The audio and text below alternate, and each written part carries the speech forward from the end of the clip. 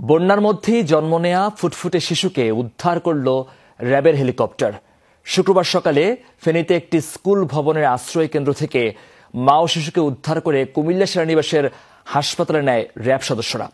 অন্য বাহিনীর মতো র্যাবের হেলিকপ্টার দিয়ে দিনভর চলেছে ত্রাণ ও উদ্ধার কার্যক্রম। ফেনীর বন্যা দুর্গত এলাকার র্যাব সদস্যদের সাথে ছিলেন আমাদের সহকর্মী মনিরুল ইসলাম।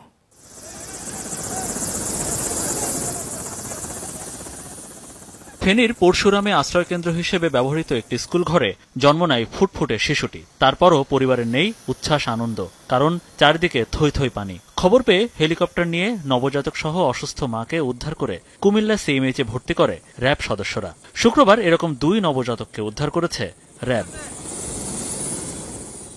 পানিবন্দীদের উদ্ধারের পাশাপাশি দিনভর চলে ত্রাণ কার্যক্রম। ফেনী, নোয়াখালী, কুমিল্লার বিভিন্ন জায়গায় শত শত প্যাকেট, শুকনো খাবার, ওষুধ, স্যালাইন ফেলা হয় হেলিকপ্টার থেকে।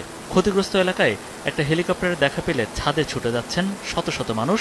উদ্ধার ও ত্রাণের প্রত্যাশায় উড়াচ্ছেন লাল কাপড়। আমরা এই মুহূর্তে আছি ফেনীর পরশুরাম উপজেলার সবচেয়ে ক্ষতিগ্রস্ত যে এলাকাতে, সেখানে দুর্গতদের মাঝে ত্রাণ বিতরণ হচ্ছে এবং প্রতিটা ভবনের সামনে এসে মসজিদ ভবন রয়েছে, স্কুল ভবন রয়েছে, সেই ভবনের ছাদের উপরে শত শত মানুষ, হাজার হাজার মানুষ তারা অবস্থান নিয়েছে। আসলে এই মানবেতর পরিস্থিতি নিজের চোখে না দেখলে বোঝা যাবে না।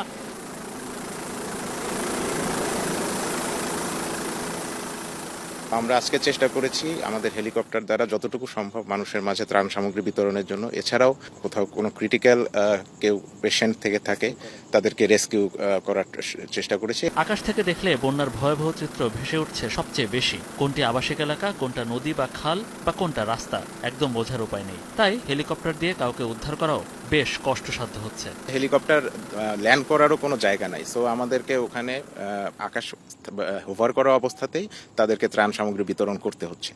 সো এটা মেইন চ্যালেঞ্জটা হচ্ছে সবার মধ্যে আমাদের এই ত্রাণ সামগ্রীটা পৌঁছানো। দিনভর র্যাবের 2টি হেলিকপ্টারের ত্রাণ কার্যক্রম চালানো হয়। বন্যা এবং তৎপরবর্তী পুনর্বাসন কার্যক্রমে বাহিনীর পক্ষ থেকে সর্বোচ্চ চেষ্টা করা হবে বলে জানিয়েছেন কর্মকর্তারা। মনিরুল ইসলাম, যমুনা নিউজ, ফেনী।